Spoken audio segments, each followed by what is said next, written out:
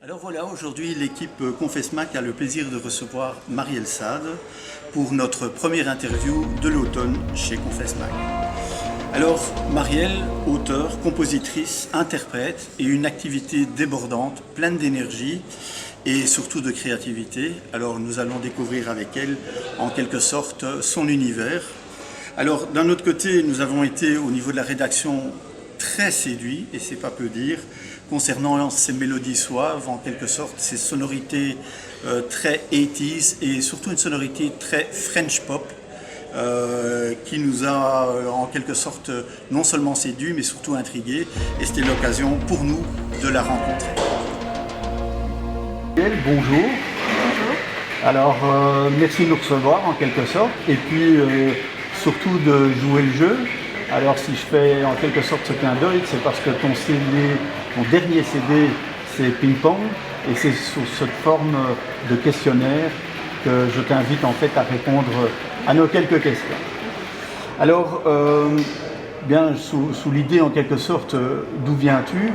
Et puis en quelque sorte, pourrais-tu nous parler de ton univers musical et de tes influences et éventuellement de ta formation justement au niveau musical? D'accord. Alors comme ça là, tout d'un coup? Tout d'un coup. Tout d'un coup. Alors d'où je viens? Je suis née à Bruxelles, j'ai grandi à la fois à Bruxelles et à la fois en France. Qu'est-ce que j'ai fait comme chemin, on va dire?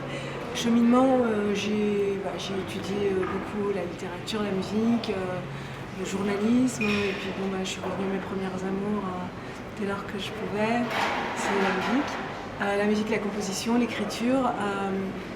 Tu m'as demandé les influences? Non. Pas vraiment, non. Tu m'as demandé d'où je venais. Je veux bien que c'est beaucoup de questions en même temps. Mais... Et éventuellement, tu peux revenir sur ta formation. J'ai une formation de journaliste, ouais. Mais spécialisée dans le cinéma. Ouais. Et donc c'est vrai que j'ai beaucoup écrit aussi des séries. Okay. Et aussi pour la télévision et pour les séries en général. Mais j'ai écrit aussi des génériques de la télévision. Et puis j'ai écrit des chansons aussi pour ma fille, okay. Qui avait fait un tube quand elle avait 14-15 ans qui s'appelait Moi je te dis là, qui était une très très belle chanson que j'avais lancée. Et puis voilà, elle continue dans le cinéma et puis moi je continue plus dans la musique. Ok. Et comme instrument de prédilection, tu as? Le piano. Clavier-piano. Clavier-piano. Ouais. Très bien. Alors, effectivement, dans certains morceaux que tu interprètes sur ton dernier album Ping Pong, tu parles de certains morceaux qu'on pourrait ressentir avec une ambiance, un environnement baudelairien. Tu peux nous en dire un tout petit peu plus?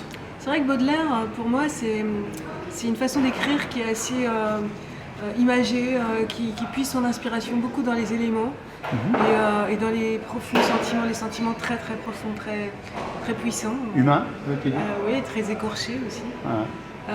Et c'est vrai que quelquefois, je pense que dans mes chansons, il y a ça un peu, il y a ces espèces d'impressions, d'images qui viennent des éléments comme ça. C'est vrai que je me balade beaucoup dans la nature, j'adore la nature, j'adore les éléments, j'adore les couleurs. Je pense que peut-être que je me sens avec toute humilité. Okay. Voilà. Et bien sûr les sentiments très forts, je pense que j'essaye d'exprimer au plus profond de moi-même ce que je ressens quand j'écris une chanson.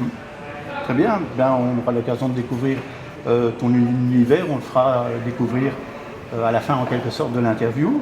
Mais alors, justement, au travers des chansons, quelle émotion aimerais-tu faire passer en quelque sorte? Et alors, si c'était en rapport justement avec un effet du cinéma, lequel serait-il? Lequel choisirais-tu? Ah, voilà une question intrigante. La tension. La tension. C'est vrai, le côté tendu. Ok. Tu vois, comme dans les films un peu, justement, j'adore John Barry comme compositeur au cinéma. Ouais. Et tu vois, dans James Bond, tout ce qu'il a composé, machin, tout ça, j'aime beaucoup la tension qu'il amène, et que ce soit à l'image ou à la musique, tu sens cette tension-là. Et c'est vrai que la tension, quand c'est très serré, d'ailleurs dans les accords, quand je compose, j'essaie souvent de composer en 7e, en 9e. Voilà, tout ça, tous ces accords-là que j'adore, qui sont un peu jazzy d'ailleurs, et qui sont des accords qui pour moi tendent la situation et qui tendent autant musicalement que dans l'image. Ça me plaît beaucoup. Ok. Bien, voilà, on en sait déjà un tout petit peu plus. Alors, si tu devais faire découvrir en fait une seule de tes chansons à quelqu'un qui ne te connaît pas, ou pas encore du moins, laquelle choisirais-tu? comme ça d'emblée, ce serait Soleil Noir. Soleil Noir. Ouais. Soleil Noir pour son atmosphère très tendue. Ok. Ouais. Très cinématographique, Ok. qui est pour moi très important. En revanche, je pense qu'il y a 3 formes d'écriture que j'ai. C'est vrai, j'ai une écriture qui est parfois très poétique, j'ai parfois une écriture qui peut être un peu plus tendue, plus serrée, Ouais. et pleine d'émotions aussi.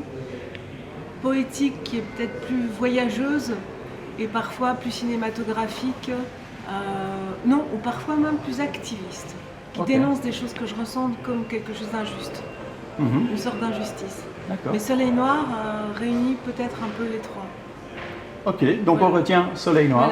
Voilà. Ok, on le fera découvrir un tout petit peu plus tard Oui, bien à sûr. certains des auditeurs. Mais après, il y en a plein que j'aime. Et des gommes aussi, j'adore des gommes. Eh bien, Il y voilà. a aussi cette atmosphère très tendue. Ok, Ouais. bien. Ouais, eh bien, c'est une des occasions d'en savoir un tout petit peu plus sur Ping Pong. Alors, justement, tu viens d'aborder ce côté, je dirais, non plus qu'artistique, mais pas de revendication, mais d'implication, je dirais, au niveau social. Comment tes expériences de scénariste influencent-elles ta manière de composer ou de raconter une chanson? Je dirais dans l'image. Dans l'image? Dans l'image, d'essayer de... Alors comme je te disais là tout de suite, il y a des chansons qui sont plus poétiques. Peut-être que... Alors moi j'ai une fille qui me dit toujours, ouais, dans toutes tes chansons on voit des images. Moi il y en a certaines que j'ai l'impression que c'est plus abstrait. Et il y en a d'autres qui sont beaucoup plus narratives. Quand elles sont plus narratives, elles sont plus proches du cinéma. D'accord. Bon, Souchon, par exemple, est quelqu'un qui, quand il écrit, je trouve que c'est cinématographique. J'aimerais atteindre ça. Sur certaines chansons, j'essaye, en tout cas très fort. Ok, Voilà. très bien. Alors, ici, c'est une question un peu plus par rapport à ta personnalité, si on ne te connaît pas. Quelles conditions féminines brandirais-tu en chanson comme un étendard le temps d'un refrain? Dans un refrain, pour moi, ce serait Single Hero, parce que ce que j'ai défendu dans Single Hero, c'est la monoparentalité. Pour moi, c'était un sujet très important. Ayant éduqué seul mes enfants, et ayant reçu une certaine discrimination en tant que femme seule, avec 2 enfants, c'était un peu la femme sorcière. Faut voir ça comme ça. Mais c'est vrai, c'est fort comme image, mais en réalité, quand tu le vis, tu le ressens comme ça. Tu as l'impression que tu déranges, tu te dis mais pourquoi? Qu'est-ce que j'ai fait de mal? Comme tu es jeune, genre tu as 31, 32 ans, quand tu as tes enfants qui ont 5, 6 ans, 7 ans, tu te dis mais qu'est-ce que j'ai fait de mal et tout, et tu te poses des questions, c'est pas toujours facile, et des fois tu es très fragilisé par ce regard que les gens posent sur toi, qui est souvent injuste. Bien. Alors, si tu pouvais modifier une seule règle de l'industrie musicale actuelle, on parle bien sûr des plateformes ou le financement direct, dont tu pourrais parler, et la modifier, voire l'annuler, laquelle serait-elle? Déjà, qu'on s'adresse aux artistes avant de déposer des règles, parce qu'on ne concerte absolument pas. Toutes les règles qui ont été mises en place sur les plateformes, on n'a jamais été concertés. Nous, en tant qu'artistes, je pense qu'on est quand même, je veux dire, on apporte quelque chose qui fait rêver. On est les premiers concernés, je pense qu'on devrait être les premiers concernés, les premiers citoyens de la musique à être concernés. Et je ne comprends pas, je n'admets pas et je ne conçois pas qu'on puisse poser des règles comme sur les plateformes musicales qui nous rétribuent des 0,00, je crois que je peux en mettre 10,1 centimes quand une chanson est écoutée. Et encore ça, c'est le coût sur lequel on est rétribué quand la chanson est écoutée en entier. Tu vois, et quand elle est juste téléchargée ou juste streamée, je veux dire, c'est ridicule. Moi, je ne veux même pas savoir ce que je gagne sur les plateformes, parce que là, c'est de l'abus. C'est de l'abus. Je trouve ça de l'incohérence totale, et je trouve que c'est grossier, en fait. C'est grossier de ne pas nous concerter de ça, et que tous les artistes finissent par accepter ça. Heureusement, on a nos droits d'auteur. Quand on est à la SACEM, on est à la SABAM, heureusement, là, on est bien rétribué, et ça, c'est très, très cohérent. Et heureusement qu'on a ça. Quand on passe en radio, machin, tout ça, j'ai rien à redire. Rien du tout. Là-dessus, c'est très bien, très bien. Et je trouve que et la SABAM et la SACEM sont des grandes sociétés de droits d'auteur qui nous protègent énormément. Mais en revanche, sur les plateformes musicales, je trouve qu'il y a beaucoup à faire. Et j'aimerais bien d'ailleurs commencer à pouvoir agir en conséquence pour protéger et pour défendre les droits des auteurs, des artistes. un long débat en quelque sorte pour les prochaines Et je pense que je suis pas la seule semaines. à penser comme ça. Pas du tout pour mettre derrière un flot de gens, mais je sais que j'en ai parlé, discuté avec d'autres artistes, on est tous sur la même longueur d'onde, mais il y en a peu qui agissent. Ta playlist actuelle? Ma playlist actuelle. J'écoute beaucoup. Alors je vais vous étonner, mais Victor Rouet, qui est un compositeur de musique de film, qui m'inspire beaucoup. J'écoute énormément Michel Magne aussi, qui est aussi un grand compositeur de musique. Nino Rota. Ouais. J'écoute beaucoup. Bien sûr, Ennio Morricone. Ça, c'est mon côté un peu cinématographique en ce moment, parce que j'aime bien écouter les compositeurs de musique aussi. De musique, bien sûr, cinématographique. Et sinon, j'écoute beaucoup The Kings. Je sais pas si tu connais, j'adore les Kings. Et j'adore Bowie, j'adore évidemment. Et j'écoute aussi très souvent Jeff Beck et David Gilmour aussi. Voilà. Eh bien, je vois que c'est effectivement relativement éclectique en quelque sorte. Oui, c'est éclectique. Après, je peux écouter Catherine Ringer, Bachung, Isha, voilà. Okay. Mais en ce moment, oui, voilà, c'est un peu le genre que... J'aime beaucoup le bizarre aussi, genre Kate Bush. Explique-nous, ouais. Kate Bush, ouais, ou Ringer. Ça, c'est des gens que j'aime énormément écouter, qui apportent quelque chose comme un pas de côté et qui ont ouvert la possibilité du bizarre dans la musique. Et ça, je trouve que c'est très intéressant. Et c'est une autoroute que des gens comme Bowie, d'ailleurs, ont ouvert. Et je trouve ça tellement spectaculaire en même temps qu'être... les recherches sonores sont fantastiques. Parce qu'ils ont... et même des gens comme Supertramp aussi, qui ont osé aller entre du mélange de rock et de philharmonique. Et ça, c'est quelque chose que j'adore, comme d'ailleurs Paul Naref aussi. Il fait des choses incroyables là-bas. Bon, ben voilà une vision à 360 degrés de ton univers, en tout cas de ce qu'il y a vraisemblablement dans ton iPod et de ce qui tourne en ce moment. Ouais. Mais ça change beaucoup. Ok, super. Alors pour un prochain opus, puisque là tu peux peut-être nous en dire un mot, on l'a vu sur ton dernier CD Ping Pong, tu as su t'entourer de belles pointures. Peux-tu nous en dire un tout petit peu plus pour une future collaboration à venir? Pour l'ancien, pour Ping Pong, qui n'est pas l'ancien, qui est le présent CD que j'ai sorti. Donc j'ai travaillé avec Philippe Paradis, avec Clem Aubert, avec Val Aubert, qui sont deux frères jumeaux, très très bons. Et puis j'ai enregistré à l'ICP. Et donc, l'album que je suis en train de préparer, c'est 12 titres qui sont déjà composés, qui sont déjà écrits, qui sont très très très inspirés de la Beat Generation. C'est-à-dire des gens comme Kerouac, comme tous les grands qui ont vraiment voyagé, même Jack London, même Bouvier, tous ces gens-là, et William Burroughs, et Ginsberg, bien sûr. Et tous ces gens-là m'ont beaucoup inspiré dans leur manière d'écrire, de composer. Le cut-up m'a beaucoup inspiré aussi dans leur manière d'écrire, c'est-à-dire d'entendre des choses et de les mélanger dans tous les sens et que ça forme quelque chose, une poésie nouvelle.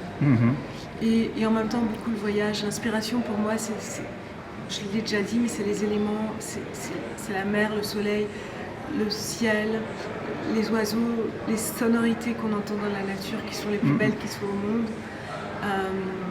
et qui peuvent être mélangées avec des sons aussi, par exemple un scratch de cuir, des choses comme ça. Tu vois, une ouverture de porte. Tout ça, ça m'inspire beaucoup de choses. On sent effectivement ton univers cinématographique. Rien qu'au travers de ton explication, on peut l'imaginer et mettre tout cela en image. Quel instrument inhabituel souhaiterais-tu intégrer dans ta musique pour un son qui décoiffe? Ah, bien sûr. La sitar, de Ravi Shankar, effectivement. qui depuis toujours m'impressionne et m'attire. J'en rêverais comme dans les Beatles, voilà, les plus grands sons sont tentés cette sitar-là. Et sinon, il y aurait l'harmonica de Dylan. Ok. Effectivement, un instrument traditionnel à travers de la sitar de Ravi Shankar et des sonorités peut-être un peu folk. Exactement. Et ce mélange-là m'intéresserait beaucoup.